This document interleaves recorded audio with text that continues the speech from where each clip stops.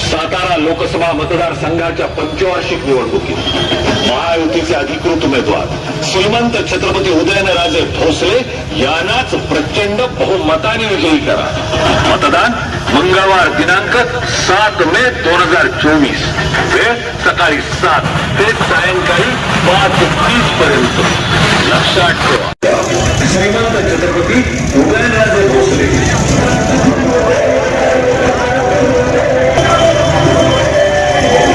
छत्रपती उदयनराजेंना निवडून देऊया, साताऱ्याचा विकास साधूया। आता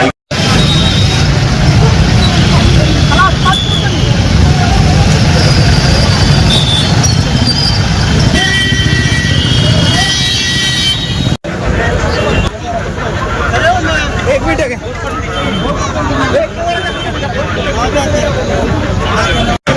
लोककल्याणाचा वारसा आणि प्रत्येकाच्या क्षमतेचा आदर पुढे जाण्याची परंपरा कायम राहणारा जिल्ह्यातील जनतेला नेहमीच कृतीत धरता येईल।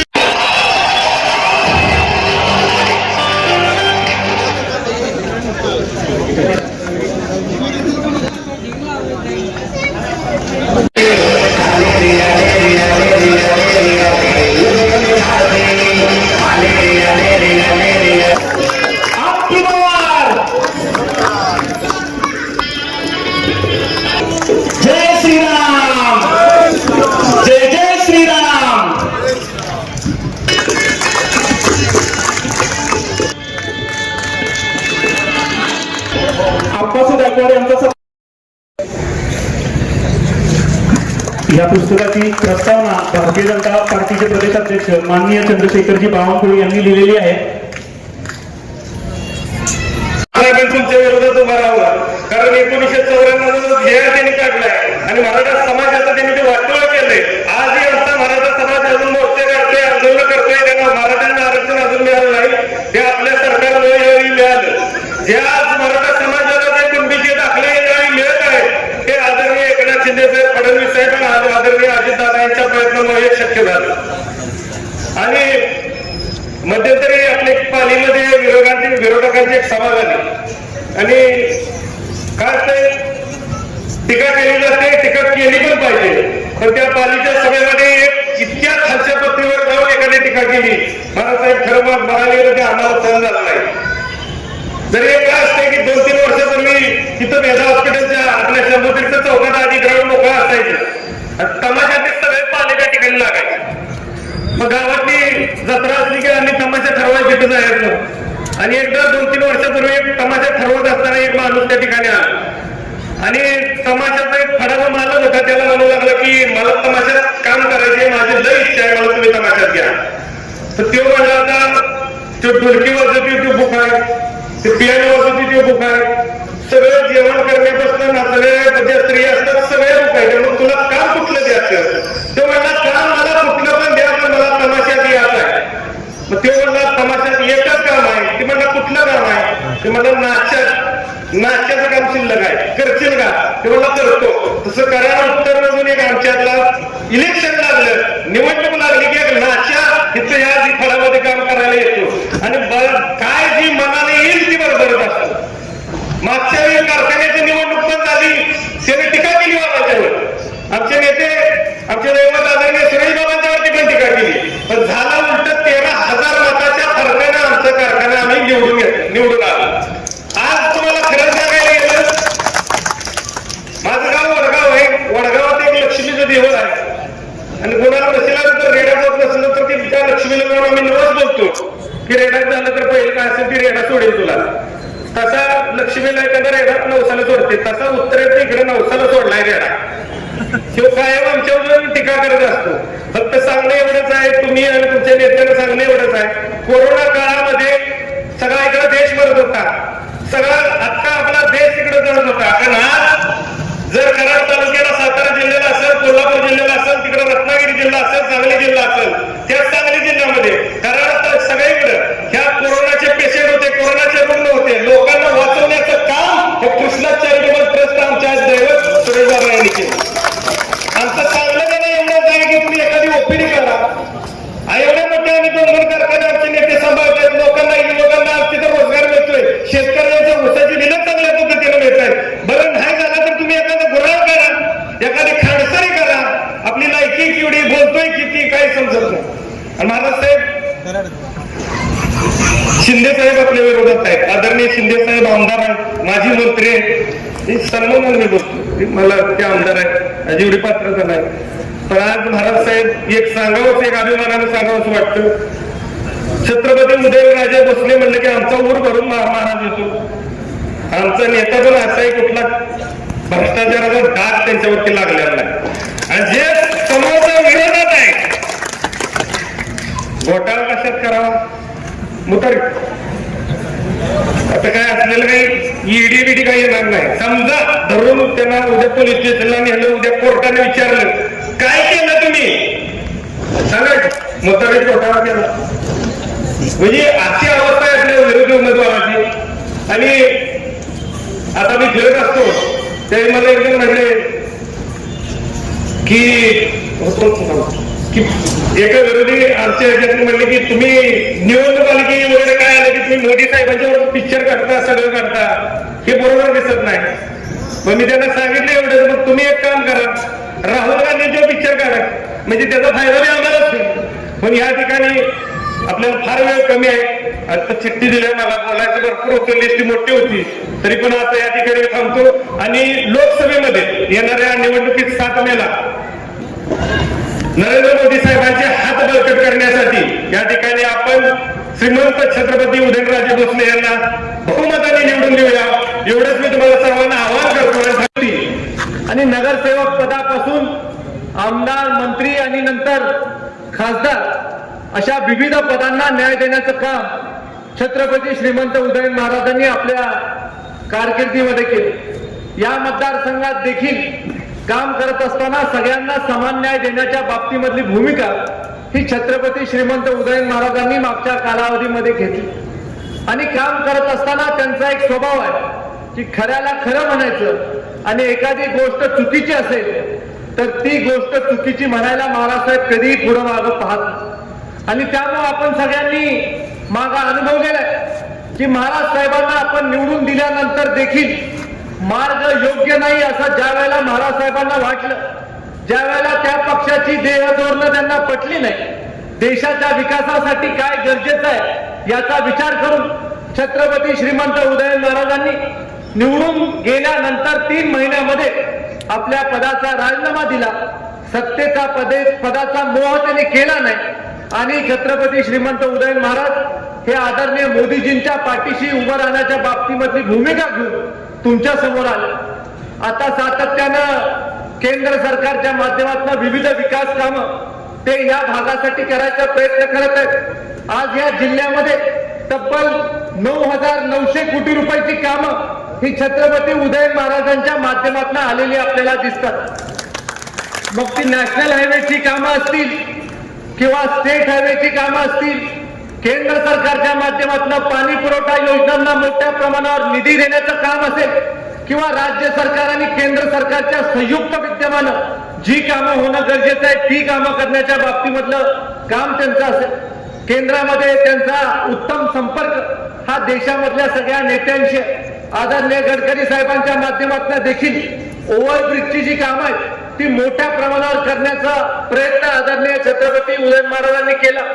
कराड शहरामध्ये 14 लेनिंग रस्ता आता होताना आपण प्रत्यक्ष पाहतोय आणि त्या 14 लेनिंग रस्त्याला सुद्धा अतिरिक्त निधी मंजूर करून देण्याच्या बाबतीमधला प्रयत्न हा छत्रपती श्रीमंत उदयन महाराजांनी केला. उमरतच्या पुलाचे प्रश्न असतील किंवा आपल्या मलकापूरमध्ये जाणाऱ्या फ्लायओव्हरचे प्रश्न असतील ते सगळे छत्रपती श्रीमंत उदयन महाराजांनी सोडवले. वेळ प्रसंगी आपल्या मधले जे शिष्टमंडळ आहे ते गडकरी साहेबांपर्यंत पोहोचवण्याचं काम देखील छत्रपती उदयन महाराजांनी केलं. आणि आज सातारा शहरामध्ये मोठ्या प्रमाणावर ग्रेड सेपरेटरचं काम असेल, शहरातल्या रस्त्यांचं काम असेल, पाणी पुरवठा योजनेचं काम असेल, सगळी कामं ही छत्रपती उदयन महाराजांच्या प्रयत्नामधनं झालेली आपल्याला दिसतात. सातारा शहराच्या पाण्याच्या प्रश्नाच्या बाबतीत देखील त्यांनी खूप मोठं काम मागच्या कालावधीमध्ये राज्य सरकारच्या माध्यमातून केलं. आणि त्यामुळं आपल्याला एक असा नेता निवडून देणं गरजेचं आहे ज्यांचा आदरणीय मोदीजी ऐकतात, ज्यांच्या माध्यमातून केंद्र सरकारचा निधी मोठ्या प्रमाणावर आपल्याला येऊ शकतो, राज्य सरकारचा निधी आपल्याला मोठ्या प्रमाणावर येऊ शकतो. आणि आपल्याला सगळ्यांना एका गोष्टीचा अभिमान वाटला पाहिजे की मागच्या 10 वर्षापासून आपण मोदीजींची सभा घेण्यासाठीचा प्रयत्न करतो. 2014 पासून आपला प्रयत्न चालू आहे की एकदा मोदीजींची सभा व्हावी, पण फक्त आणि फक्त छत्रपती श्रीमंत उदयन महाराजांच्या प्रचाराच्या निमित्तानं कराडकरांना विनंती करण्यासाठी, त्यांचा प्रचार करण्यासाठी आज मोदीजी आपल्याकडे आले आणि त्यांनी विनंती केली की प्रत्येकाने घरोघरी जावा, प्रचार करा, माझा निरोप प्रत्येक घरापर्यंत द्या आणि आपले उमेदवार आदरणीय छत्रपती उदयन महाराजांना मोठ्या मताधिक्यानं निवडून आपण मागं दाखवून दिलं की कमळाला मतदान करण्याच्या बाबतीमधली आपली भूमिका कराडच्या योजना शहरांसाठी केलेल्या. आज तुम्ही देशामधलं कुठलंही शहर पाहिलं तर मोठ्या शहरांचा एक आराखडा तयार करण्याचं काम केंद्र सरकारने केलं. अनेक वर्षापासून मुंबई शहराला मेट्रो देण्याच्या बाबतीमधले स्वप्न अनेक सरकार दाखवत होते, पण आज केंद्र सरकारने मुंबई सारख्या शहराला मेट्रोचं जाळ उभं करून देण्याचं काम केलं. मागच्या कालावधीमध्ये आदरणीय मोदीजींनी घोषणा केली की मुंबईला अहमदाबादला जोडण्याची एक मोठी बुलेट ट्रेन ही देखील आपण जपान गव्हर्नमेंटच्या सहकार्याने करू आणि जपान सरकारच्या सहकार्याने एक बुलेट ट्रेन ही देखील मोदीजींच्या माध्यमातून तयार होताना आपण आपल्या डोळ्यांनी पाहतो. आज पुणे मेट्रो असेल, नागपूर मेट्रो असेल, मुंबई सारख्या शहरामध्ये इथेनॉलवर चालणाऱ्या बसेस असतील, नागपूर सारख्या शहरामध्ये इथेनॉलवर चालणाऱ्या बसेस असतील, अशा प्रकारचे दूरदृष्टिकोन ठेवून एक चांगला या भागाचा विकास करण्यासाठी, शहरांचा विशेषतः विकास करण्यासाठीचा प्रयत्न हा केंद्र सरकारच्या माध्यमातून होताना आपल्याला दिसतो.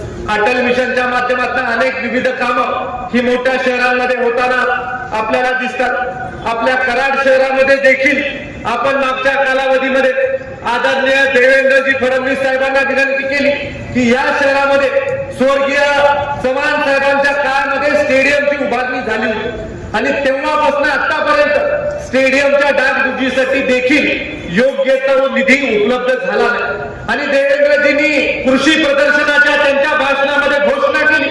त्यांनी सांगितलं की अतुलराव तुम्ही मागणी केली आणि छत्रपती उदयन महाराजांनी देखील त्या मागणीला पूर्ण ताकद दिली आणि त्यामुळं मी छत्रपती उदयन महाराजांच्या मागणीवरून कराडच्या छत्रपती शिवाजी महाराज स्टेडियमला भरघोष निधी येणाऱ्या काळामध्ये उपलब्ध करून दिला. अशा प्रकारची घोषणा ही देखील उदयन महाराजांच्या मागणीवरनं आदरणीय देवेंद्रजींनी केली. माझी खात्री आहे की आचारसंहिता संपल्यानंतर बजेट सेशन मध्ये निश्चित राज्य सरकारच्या माध्यमातून आपल्या स्टेडियमला न्याय देण्याचं काम देवेंद्रजी फडणवीस साहेबांच्या माध्यमातून झाल्याशिवाय राहणार. या मतदारसंघाला मोठ्या प्रमाणावर विकास निधी भारतीय जनता पार्टीने उपलब्ध करून दिलेला. भारतीय जनता पक्षाने 434 कोटी रुपयाचा निधी महायुतीच्या सरकारच्या माध्यमातून उपलब्ध करून देण्याचं काम मागच्या कालावधीमध्ये केलेलं. आणि आपण सगळे जाणता की आदरणीय मुख्यमंत्री असतील, आपले आदरणीय देवेंद्र दादा उपमुख्यमंत्री असतील, दुसरे उपमुख्यमंत्री अजित दादा असतील, या तिघांनी ठरवलेलं आहे की सातारा जिल्ह्याला जे जे लागेल, मग पर्यटनासाठी लागेल, रोजगाराच्या निर्मितीसाठी लागेल, रस्त्यांसाठी लागेल किंवा इतर नागरी सुविधेसाठी लागेल, ते उपलब्ध करून देण्याच्या बाबतीमधला प्रयत्न आज या महायुतीच्या सरकारच्या माध्यमातून होतो. बरेच वेळेला आपल्याला प्रश्न पडतो की आपण खासदार निवडून देत असताना काय निकष ठेवले पाहिजे. तर मला आपल्याला खऱ्या अर्थानं सांगायचंय की आपण खासदार निवडून देत असताना निकष एवढेच ठेवले पाहिजेत की आपले जे खासदार आहेत ते आपले विचार लोकसभेमध्ये मांडू शकले पाहिजे. आपले जे खासदार आहेत ते लोकसभेमध्ये जाऊन आपले प्रश्न सोडवण्याची क्षमता त्यांच्यामध्ये असली पाहिजे. आपले जे खासदार आहेत त्यांचं केंद्र सरकारच्या नेतृत्वाशी सलोख्याचे संबंध असले पाहिजे. आपले जे खासदार आहेत त्यांना दूरदृष्टिकोन असला पाहिजे या भागाच्या विकासासाठी, या लोकांच्या विकासासाठी. परवा देखील आदरणीय मोदीजींच्या भाषणाच्या आधी आदरणीय छत्रपती उदयन महाराजांनी काही महत्वपूर्ण मुद्दे मांडले. त्यामध्ये एक महत्वपूर्ण मुद्दा त्यांनी मांडला, त्याचा देखील उल्लेख मी आज करू इच्छितो की हर हर कृष्णेसारखा प्रकल्प, जसा गंगेचा प्रकल्प आदरणीय मोदीजींनी केला, तसा कृष्णा नदीचा प्रकल्प, जी नदी आपल्याला जीवनदान देते, ज्या नदीच्या माध्यमातून या परिसराचा विकास झालाय आणि ज्या नदीच्यामुळे या परिसरामध्ये सुजलाम सुफलाम आपण झालेलो आहे, त्या नदीची सेवा करण्याची मानसिकता ही आपले उमेदवार छत्रपती श्रीमंत उदयन महाराजांनी ठेवली. आणि त्यामुळे अशा प्रकारचा खासदार आपल्याला निवडून दिला पाहिजे, जे खासदार या परिसराच्या 25 वर्षाच्या भवितव्यासाठी, येणाऱ्या काळामध्ये आपल्या तरुण पिढीच्या भवितव्यासाठी विचार करू शकतो. त्याने उल्लेख केला की मला या परिसरामध्ये IT पार्क उभा करायचा आहे, मला या परिसरातल्या तरुणांच्या हाताला काम देण्याच्या बाबतीमधला प्रयत्न करायचा आहे. आणि त्यामुळे त्यांनी आपलं विजन हे आपल्या समोर ठेवलेलं आहे. आणि त्यामुळे आपली सगळ्यांची जबाबदारी आहे की आपण सगळ्यांनी एकत्रित येऊ. राजू बाबा असतील, भारतीय जनता पार्टीचे नगरसेवक असतील, कार्यकर्ते असतील, शिवसेना शिंदे गटाचे कार्यकर्ते असतील, राष्ट्रवादी काँग्रेस पार्टीचे कार्यकर्ते असतील, रासपचे कार्यकर्ते असतील, बळीराजा शेतकरी संघटनेचे कार्यकर्ते असतील, रयत क्रांती संघटनेचे कार्यकर्ते असतील, जितके म्हणून आपले घटक पक्ष आहेत त्या सगळ्या घटक पक्षांनी, RPI सारखा आपला पक्ष असेल जो ताकदीनं आज कामाला लागलाय, असे सगळे घटक पक्ष आपले ताकदीनं छत्रपती श्रीमंत उदयन महाराजांच्या पाठीशी उभे राहिले पाहिजेत. आणि खऱ्या अर्थानं मला खात्री वाटते की कराड दक्षिण विधानसभा मतदारसंघामधून महाराजसाहेब आम्ही निश्चित स्वरूपी तुम्हाला आघाडी दिल्याशिवाय राहणार नाही, एवढी विनंती, एवढी सगळ्या कार्यकर्त्यांच्या वतीनं मी तुम्हाला आश्वस्त करू इच्छितो. मी सगळ्यांना विनंती करतो की शेवटचे 4 दिवस आपले प्रचाराचे राहिलेले, आपण सगळ्यांनी ताकदीनं प्रत्येक घरामध्ये गेलं पाहिजे. मोदीजींचा जो निरोप आहे तो प्रत्येक घरापर्यंत पोहोचवला पाहिजे आणि भरघोष मताचा टक्का वाढवण्याचं काम केलं पाहिजे. डॉक्टर बाबासाहेब आंबेडकरांनी जी आपल्याला सूचना केलेली आहे की आपण मतदानाच्या प्रक्रियेमध्ये सहभागी झालं पाहिजे, त्यांनी घटना बनवून आपल्याला बलशाली केलेलं आहे. त्या डॉक्टर बाबासाहेब आंबेडकरांच्या घटनेचं वंदन करायचं काम आपण येणाऱ्या 7 मेच्या निवडणुकीच्या निमित्तानं करायचंय. एवढंच आवडून या कार्यक्रमाच्या निमित्तानं सांगून थांबतो. जय हिंद, जय महाराष्ट्र. यानंतर फक्त प्राचार्य त्या सातारा जिल्ह्याची एक आगळीवेगळी ओळख आहे, एक आगळीवेगळी परंपरा आहे, एक चळवळीचा जिल्हा म्हणून त्या जिल्ह्याचा उल्लेख केला जातो, या जिल्ह्याकडे पाहिलं जातं. त्या जिल्ह्यात, त्या भूमीत अनेक चळवळी जन्म घेतला. स्वातंत्र्याची चळवळ असेल, स्त्रियांच्या शिक्षणाची चळवळ असेल, पत्री सरकार असेल, सत्यशोधकांची चळवळ असेल, असंख्य चळवळीचा हा जिल्हा. आणि या जिल्ह्याने संपूर्ण त्या महाराष्ट्राला नव्हे तर संपूर्ण देशाला दिशा देण्याचं काम केलं. आणि अशा या जिल्ह्याच्या बाबतीत ज्या वेळेस आपण विचार करतो की अनेक वर्षापासून ज्यांना आपण निवडून दिलं, त्या पक्षाला आपण निवडून दिलं, त्या पक्षाने नेमकं केलं काय, त्या ठिकाणी नावं ठेवण्याकरता मी आपल्या समोर उभा नाही, पण निश्चितपणे जी वस्तुस्थिती आहे त्याची मांडणी करणं हे माझं मी कर्तव्य समजतो. जवळपास 50-55 वर्ष तुम्ही आम्ही सगळ्यांनी काँग्रेस आणि मित्र पक्षांना निवडून दिलं, पण मात्र या 55 वर्षाचा कालावधी जर पाहिला तर नेमकं काय घडलं आणि घडण्याचं कारण काय यावर सुद्धा प्रकाश आपल्याला टाकावा लागला. या संपूर्ण 50 वर्षाच्या कालावधीमध्ये जर काय घडलं असेल तर महात्मा गांधींचे जे विचार होते त्याला तिलांजली देण्याचं काम घडलं. पण महात्मा गांधी त्या पंचायत राजची संकल्पना मांडली होती. संकल्पना काय होती की जोपर्यंत सत्तेचं विकेंद्रीकरण होत नाही आणि विकेंद्रीकरण होऊन सर्वसामान्य माणसांच्या हातात सत्ता स्थानं दिले जात नाही तोपर्यंत खऱ्या लोकशाही या देशात नांदणार नाही.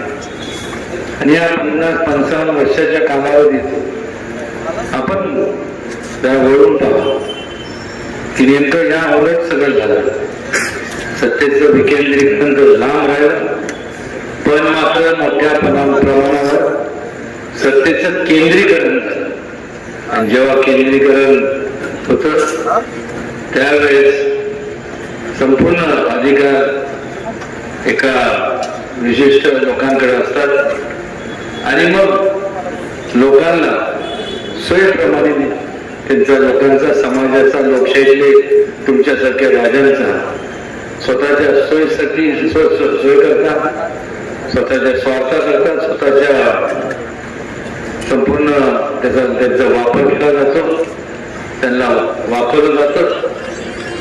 हेच नेमकं घडत आलं. 1, 2, 3 असं बघता अनेक वर्ष पार पडले. लोकांमध्ये त्या काळात अनेक घोषणा दिल्या गेल्या, जसं मगाशी दिलीपराव कांबळेंनी सांगितलं,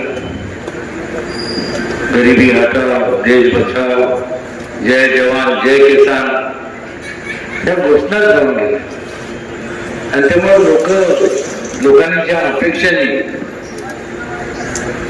ज्या काँग्रेसला त्यांच्या मित्र पक्षांना निवडून दिलं तर त्यांच्या मोठ्या प्रमाणावर असंतोष निर्माण झाला. त्याचं रूपांतर एका चळवळीत झालं. एक चळवळ जी निर्माण झाली ही का झाली त्याला कोणी खतपाणी घातलं नव्हतं, पण लोकांना त्यांच्या मूलभूत ज्या गरजा होत्या तेवढ्या सुद्धा त्यांना मिळत नव्हत्या किंवा त्यांच्यापासून त्यांना वंचित ठेवण्यात आलं. आणि त्यामुळं मोठा उठाव या देशभरात झाला. आणि संविधाना बाबतीत जे बोलतात की संविधान आम्ही म्हणजे भारतीय जनता पक्ष आणि युती शासन महायुती सरकार हे बदललं. खरं तर संपूर्ण त्या काळात एमर्जन्सी लागू करून त्या काळात काँग्रेसच्या ज्येष्ठ नेत्या पंतप्रधान इंदिरा गांधींनी त्या संपूर्ण कॉन्स्टिट्यूशन मराठी संविधान याचा संपूर्ण खात्मा करून टाकला. जो कोण स्वतः त्याच्यावर अन्याय होतो तो निश्चितपणे आवाज उठवतो. कारण ज्या वेळेस आपण आपल्या लोकप्रतिनिधींना निवडून देतो तेव्हा त्या लोकप्रतिनिधींकडनं लोकांच्या अपेक्षा असतात आणि नेमकं त्याकडे दुर्लक्ष केलं गेलं एवढे वर्ष. आणि त्यामुळं ज्यांनी होणारा अन्याय आणि त्याच्या विरोधात आवाज उठवल्यानंतर त्यांना जेलमध्ये पाठवण्यात आलं. संपूर्ण डावटून ठेवण्याचं काम केलं. ही वस्तुस्थिती आहे. त्या निवडणुका म्हणून मी बोलत नाही, हे सांगण्याचं कारण एवढंच होतं की एका काळी जो संपूर्ण देशावरती राज्य करत होता म्हणजे स्वातंत्र्यानंतर जवळपास 50-55-60 वर्ष ज्या पक्षाने राज्य केलं, आज त्या पक्षाची अवस्था म्हणजे दुर्दशा पण. त्या काळात फक्त 2च भारतीय जनता पक्षाचे खासदार होते, अटल बिहारी वाजपेयीजी आणि लालकृष्ण अडवाणीजी. आणि मग लोकांनी ठरवलं, तुम्ही लोकशाहीच्या राजाने निर्णय घेतला की आता बस, आपल्याला जर आपलं विकास घडवून आणायचा असेल, आपल्याला डेव्हलपमेंट आपल्याला करायचे असेल, आपल्या कुटुंबाच्या तरुणांना भविष्य काय पाहायचं असेल, तर ही संपूर्ण हे शासन नको, महाविकास आघाडीचं अजिबात शासन नको, आणि निर्णय घेण्यात आला. आणि त्यामुळं परिवर्तन झालं. आज संपूर्ण देशभरात, केंद्रात आणि राज्यांमध्ये या देशातला सगळ्यात मोठा पक्ष जर कुठला असेल तर भारतीय जनता पक्ष, आणि त्यांना साथ देणारे त्यांचे महायुतीतले संपूर्ण मित्र पक्ष. आणि मग केवळ या देशात नाही तर जगभरात आज भारतीय जनता पक्ष सगळ्यात मोठी पक्ष म्हणून, पार्टी म्हणून आज भारतीय जनता पक्षाची ओळख निर्माण झाली. सांगण्याचं एवढंच कारण की जे 55 वर्षात जे घडलं नाही, फक्त घोषणा दिल्या गेल्या, घोषणा त्यांनी दिल्या, पण या 10 वर्षाच्या कालावधीमध्ये त्या घोषणाची दिलेल्या लोकांनी वचनपूर्ती केली नाही.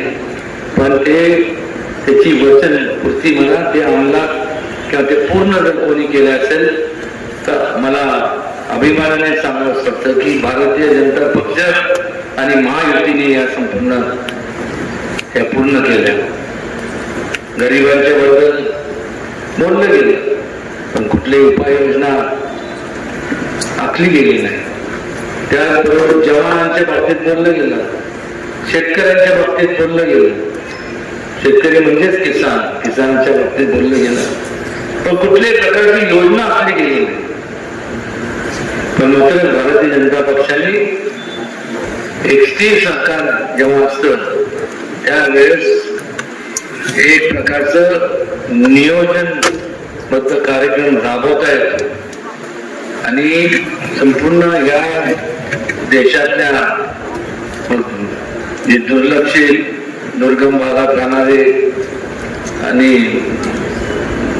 जे लोक आहेत, जो वर्ग आहे, महिलांचं सक्षमीकरण असेल, त्याचबरोबर तरुणांचं एम्पॉवरमेंट असेल, मेक इन इंडिया असेल, क्रीडा क्षेत्र असेल, अशा वेगवेगळ्या क्षेत्रामध्ये मोठ्या प्रमाणावरती आपल्याला आपण जर पाहिलं तर मोठ्या योजना राबवल्या गेल्या. आज संपूर्ण प्रत्येकाला एक आशेचं किरण आता नजरेसमोर दिसायला लागले, आणि ते सुद्धा मोदीजींच्या कुशल नेतृत्वाखाली भारतीय जनता पक्ष आणि मित्र पक्षाच्या मुळे आज ही परिस्थिती निर्माण झाली. आणि दुसऱ्या बाजूला जर आपण पाहिलं महाविकास आघाडी, मला तर आवर्जून कधी कधी असं वाटतं की ती महाविकास नाही, महाविकास आघाडी आहे. कारण ज्या वेळेस कुठलेही काम न करता लोकांसमोर जाण्याचं धाडस हे लोक कसे करतात हे आपण त्यांना तेव्हा त्यांना आवर्जून विचारणं गरजेचं आहे. आणि मग स्वतःचा नाकर्तेपणा किंवा कुठलेही नाकर्तेपणा घडवण्याकरता मग एकच गोष्ट होते, ते म्हणजे दुसऱ्याला नावं ठेवणं. त्यांनी असंच केलं, ते संविधान बदलणार आहे आणि ते तसेच आहे, जातीवादी पक्ष आणि त्यांना जवळ करू नका. त्याचबरोबर संपूर्ण मुस्लिम समाजाच्या विरोधातला हा पक्ष आहे. मला आवडून या ठिकाणी मला कळत नाही की मगाशी सुरुवातीला प्रास्ताविक त्यांनी केलं, त्यांनी थोडक्यात त्यांनी सांगितलं, पण 23 मार्च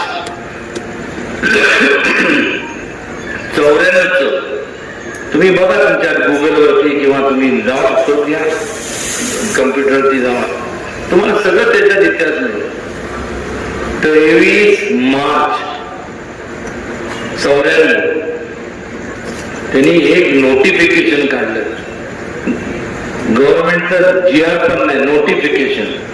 आणि काय केलं तर त्यात त्यांनी संपूर्ण आज जे जाती जातीमध्ये तेढ जे निर्माण झालेले पाहत हे तेढ निर्माण करायचं पाप त्यांनी केलं. मंडळाचे त्यावेळेस BP सिंग हे पंतप्रधान होते. त्यावेळेस मंडळ आयोग त्यांनी बनवलं, तयार केला. मंडळ आयोग म्हणजे काय, आर्थिकदृष्ट्या दुर्बल त्यांना संपूर्ण सवलती दिल्या जाव्यात. पण झालं काय, त्याचा अर्थ काय काढला की फक्त मागासवर्गीय लोकांकरता ते लागू केलं. अत्यंत चुकीचं आहे. कुठल्याही जाती जमातीतला माणूस जरी असला आणि आर्थिकदृष्ट्या दुर्बळ असला त्या क्रायटेरियाखाली त्या मुद्द्याखाली प्रत्येकाला ती सवलत शैक्षणिक असेल, चांगलं घरकुलची असेल, ती प्रत्येकाला मिळाली पाहिजे. त्या संपूर्ण देशातल्या प्रत्येक जे नागरिक आहे त्याला एक चांगलं जीवन जगण्याचा, तुम्हाला आम्हाला सगळ्यांना जीवन जगण्याचा अधिकार आहे. हेच तर विचार छत्रपती शिवाजी महाराजांनी त्या काळात दिले होते. समतेचा विचार दिला, सर्व धर्म समभावाचा विचार दिला. आणि हिनी तर एवढं सगळं स्वतःच्या म्हणजे समाजाचा विचार न करता एक ते राजे होते ज्यांनी लोकांचा कल्याणाचा विचार केला आणि त्या दिशेने वाटचाल केली. आणि होणारा अन्याय सगळ्यांना एकत्रितपणे एकत्र करून हा परकीय आक्रमण परतवून लावले. आणि लोकांचा सहभाग लोकशाही राज्यकारभारामध्ये झाला पाहिजे, ही लोकशाहीची कल्पना त्यावेळेस त्यांनी महाराजांनी मांडली. लोकशाहीचे खरे जनक म्हणजे छत्रपती शिवाजी महाराज. आणि ह्या बाजूला आपण जर पाहिलं तर काय पाहिलं जायचं की त्या देशाला जेवढा विस्कळीतपणा आणून ठेवला, जाती म्हणजे तेढ निर्माण केली, दरार निर्माण झाली, माणसात माणूस ठेवला नाही. शिवाजी महाराजांनी समाजाचा विचार केला, समाजाच्या एकतेचा विचार केला. आणि ह्यांनी समाजाचा विचार केलेला, ह्यांनी स्वतःचा वैयक्तिक स्वार्थ मी स्वतःचा वैयक्तिक विचार केला. ही ह्यांना ह्यांच्या पलीकडे दिसत नाही. आणि तो विचार केल्यामुळं समाजाचे तुकडे झाले तरी चालतील, पण मला माझा स्वार्थ समाज साधला गेला पाहिजे. एवढा कमकुवत, एवढा निष्क्रिय, एवढा म्हणजे गलिच्छ विचार यांनी सगळं केला. आणि आज हा विचार करत असताना यशवंत विचारांचं तुम्ही सांगता की आम्ही पायिक आहोत, कुठल्या हिशोबाने आपण असं विचार करणारे यशवंत विचारांचे पायिक होऊच शकत नाही.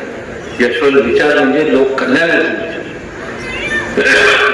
त्यातून ह्या संपूर्ण सातारा लोकसभा मतदारसंघात 16,80,000 एवढे लोक असताना म्हणजे संपूर्ण 6 मतदारसंघात मग वाई असेल, सातारा असेल, कोरेगाव असेल, उत्तर कराड, दक्षिण कराड आणि पाटण या संपूर्ण ह्याच्यात 16,80,000 मतदान आहे. आणि ह्या संपूर्ण 16,80,000 म्हणजे त्याला आपण भिंग म्हणतो ना, मॅग्निफाईंग ग्लासला भिंग म्हणतो ना. म्हणजे यांच्या मनात यशवंत विचार होते, त्यांनी ते मॅग्निफाईंग ग्लास घेतला, प्रत्येक तालुक्यात गेले तर बारकाईने बघितलं, इकडे गेले तिकडे गेले, जिल्हा परिषद पंचायत समिती सगळ्या गण गटात गेले, नगरपालिकेच्या याच्यात गेले. आणि मग त्यांना असा एक व्यक्ती मिळाला की त्याला उमेदवारी दिली. आणि ज्याला उमेदवारी दिली त्यांनी आज त्याला दिली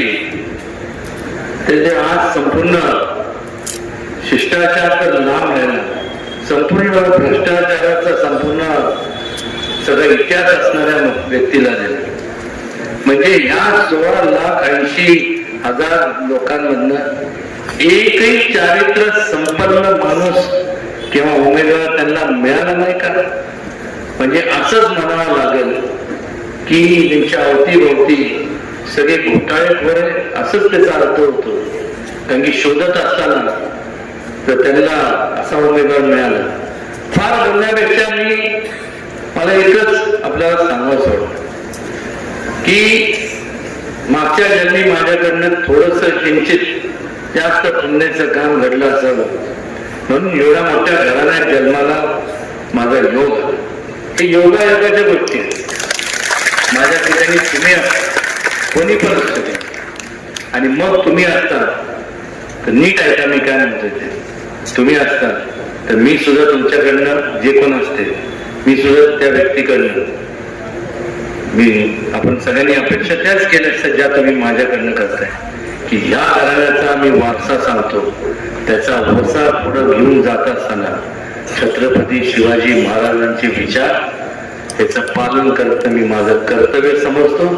आणि लोक त्या गेले 30-32-35 वर्ष सर्वसामान्य माणसांना लोकांना कुठल्याही जाती धर्म मी इथं मानत नाही. मनुष्य हीच जात आहे असं मी मानतो. आणि त्यामुळं मी ते मानून कधी या विचार मी राजकारणात जरी असलो तरी राजकारण कधी केलं नाही. केलं तर लोकहिताचं, लोकांच्या उपयोगी, त्यांच्या कुटुंबाचं जीवनमान कसं उंचवलं जाईल, त्यांना सुखसोयी कशा मिळतील याचं समाजकारण केलेलं, एवढंच या ठिकाणी मला आवर्जून नमूद करा. असं बोलण्यासारखं भरपूर आहे, किती बोलायचं. आज तुम्ही लोक लोकशाहीचे राजे आहात. निवडणुका आल्या की बघा, तुम्ही कधी पण नोटीस करा, कधी पण तुम्ही बारकाईने निरीक्षण करा. बाहेर चकाचक कपडे बिपडे असं तसं भांग पाडून सगळे, आणि मग पेंबीच्या जागापासून बोलणार. तळागाळातल्या लोकांबद्दल जी तळमळ जी आहे समोरच्या बोलताना आपल्याला वाटलं पाहिजे, अरे वा, ते उदयनराजे बिनाराजे कोण नाही, हाच खरा उमेदवार. तळागाळातल्या लोकांबद्दल आम्ही हे करू, ते करू, ते करू, ते करू, ते करू हे बोलत असताना त्यांच्या मनात एकच असतं की यांचे मत आपण मिळवू, करू नये, तुमचे मत मिळवू. आणि मग एकदा निवडणूकचा निकाल लागला, मग त्या पदावरती किंवा निवडून आल्यानंतर त्याच तळमळीच्या लोकांबद्दल, तळागाळातल्या लोकांबद्दल तळमळी जे लोक बोलत होते त्याच लोकांकडे पाठ ठेवली गेली. त्याच लोकांना जास्तीत जास्त गाळात घालण्याचं काम हे आजवर झालेलं आहे. ही वस्तुस्थिती. त्यामुळे एवढा मोठा देशात उठाव झाला, त्यामुळे एमर्जन्सी लागू केली. 55 वर्षाच्या कालावधीमध्ये त्यांनी जे केले नाही, आता अजून किती वर्ष देणार. आता समोर या ठिकाणी बरेचसे वयस्कर लोक बसले. आज वयस्कर आहे, पण त्याचे 35-40 वर्षापूर्वी ही लोक सुद्धा त्यांच्या आई तारुण्यात होते. मग संधी मिळाली नाही, काय कुठले जाणणार होते नव्हते विकासाचे. आज असे अनेक 1, 2, 3, 4 पिढ्या आज नैराश्य येतं, जेव्हा इच्छा असते की आपण हे करावं ते करावं, पण स्कोप न मिळाल्यामुळं नैराश्य येतं. पण अधिकार दिला कोणी यांना की आज व्यक्ती केंद्रित तुम्ही झाला, आणि तुमच्यामुळं अनेक तरुणांचं, त्या काळाच्या तरुणांचं जे संपूर्ण तुम्ही खच्चीकरण झालं, त्याला तुम्हीच हे लोक जबाबदार आहे. आज निर्णय तुम्हाला घ्यायचं, तुम्हाला ते तुम्ही सोचले, तुम्हाला म्हणजे कोणाला वाटत नाही. तुम्हाला असं वाटतंय की जे तुम्हाला तुमच्या नशिबी आलं ते तुमच्या कुटुंबातले जे लहान लहान तरुण आहेत, जे कधी ना कधी मोठे होतील, या देशाचे भविष्य काय, त्यांच्या नशिबी हे असं व्हावं असं वाटतं तुम्हाला? विचारतोय तुम्हाला. मग एवढं जोरात नाही मला एकच सगळ्यांना वाटतं की नशिबी मला वाटलं झोपले नाही. शिक्षेचा भाग सोडून द्या. समुद्राच्या लाटा या कोणासाठी थांबत नाही, त्याचप्रमाणे घड्याळाचा काटा हा कोणासाठी थांबत नाही. एका वेळ गेली ती गेली आणि त्यानंतर तुमच्या आमच्या नशिबी काय होतं? पश्चाताप करण्यापलीकडे काही होत नाही. मला सोडून द्या, मला सोडून द्या चला. पण तुम्ही तुमच्या जे तरुण जे पिढी आहे तुमच्या त्यांचा विचार करणार नाही तुम्ही. हा या संपूर्ण भारतीय जनता पक्ष आणि त्यांच्या महायुतीच्या माध्यमातून इन्फ्रास्ट्रक्चर याच्यात जेवढं स्कोप आहे तिथं मोठमोठ्या पदावरती आज तुमचे तरुण मुलं मुली त्या पदावर जाऊ शकतात. एक मोठं इंडस्ट्री चालू करू शकतात. का त्यांनी स्वप्न बघायचे नाही? का फक्त उदयनराजेंनीच मागता घेतलं गाडीच्या फिरायचं? प्रत्येकाला वाटतं की आपल्या पण असं राहावं तसं पाहिजे आणि का राहतो. आणि त्यामुळं एक प्रकारचं दिशा देण्याचं काम जे मोदीजींच्या कुशल मार्गदर्शनाखाली या देशामध्ये जे चाललंय वाटचाल चाललंय त्यांना पाठबळ देण्याचं काम आपण सगळ्यांनी केलं पाहिजे. जेवढं तुमचं मत बटन दाबून तुम्ही मला देणार आहात ते जेवढं महत्वाचं आहे त्याच्यापेक्षा जास्त महत्वाचं माझ्याकरता तुमचं वैयक्तिक महत्वाचं आहे. पण त्याच्यापेक्षा जास्त तुमचं वैचारिक मत महत्वाचं आहे. तुमचे विचार महत्वाचे. केवळ उदयनराजेंना निवडून दिला म्हणजे तुमची जबाबदारी संपली असं समजू नका. मी एकटा काय करणार? तुमच्यासारखा एक माणूस आहे. 2 हात 2 पाय 2 डोळे 1 नाक असं काय केलं. पण जेव्हा आपण एक टीम म्हणून काम करतो तुमच्या सूचना महत्वाच्या आहेत माझ्याकरता. कारण की तुम्ही ज्या ज्या भागात राहता तुमचे तिथल्या अडचणी तुम्हाला माहित आहे. तिथं आपण काय डेव्हलपमेंट केली पाहिजे हे तुम्ही मला सांगितलं तर तिथं त्या वेगाने त्या ठिकाणी आपण डेव्हलपमेंट करू. त्या ठिकाणी तुम्हाला तुमच्या या संपूर्ण शहराबद्दल काय तुमचे म्हणजे कल्पना आहेत त्या कधी सांगितलं नाही. एकत्र टीम म्हणून आपण काम करू. क्रिकेट हा गेम, फुटबॉल, बेसबॉल, हॉकी हे सगळे टीम स्पिरिटचे गेम आहे, टीम वर्कचे. एकटं नाही तर बरोबर नरेंद्र मोदी एकटे काय करू शकतात. पण टीम चांगली असली तर काय करू नाही शकत हे आपण आपल्याला सगळीकडे चौकडे आपण जर बघितलं तर आपल्याला कळायला मिळतं. टीम महत्वाची आहे आणि टीम महत्वाची असल्यानंतर जो लीडर तुम्ही टीमचा निवडतात तो सुद्धा महत्वाचा. एका बाजूला शिष्टाचार असणारा आणि दुसऱ्या बाजूला भ्रष्टाचार असणारा. करा लोकशाहीकडे तुम्ही राजा कोणाला मतदान करणार? शिष्टाचाराला का भ्रष्टाचाराला? कोणाला? भ्रष्टाचार खरं भ्रष्टाचार खरं. तसं जर झालं तर तुम्ही विचार करा. तुमच्या हाय काय संस्था दिसतात आहे ना फोटो फिनिश आणि मग पश्चाताप जो होतो त्याला जबाबदार तुम्ही असणार आहे. फार मी बोलणार नाही, बोलण्यासारखं भरपूर आहे. तुम्ही सगळे आता मतदानाचा अधिकार तुम्हाला प्राप्त झालेला आहे. फार बोलण्यापेक्षा तुम्ही सुज्ञ मतदार राजा योग्य तो निर्णय घ्या आणि वाटतं त्या परिस्थितीत मला निवडून द्या. आवाज एकदम मारला मी तरी काय करणार. तरी ऍम्प्लिफायरचा आवाज वाटतो ना म्हणणार असं असं का दोन बघतो जातात. काय बघू नका, जे बघायचं आता बघा. 7 तारखेला तर सगळ्या बघू नका. ते 2 नंबर जे बटन तेच दाबा आणि आपला आशीर्वाद मला द्या एवढंच या ठिकाणी विनम्रपणे सांगतो. आणि आपण या ठिकाणी वेळात वेळ काढून आला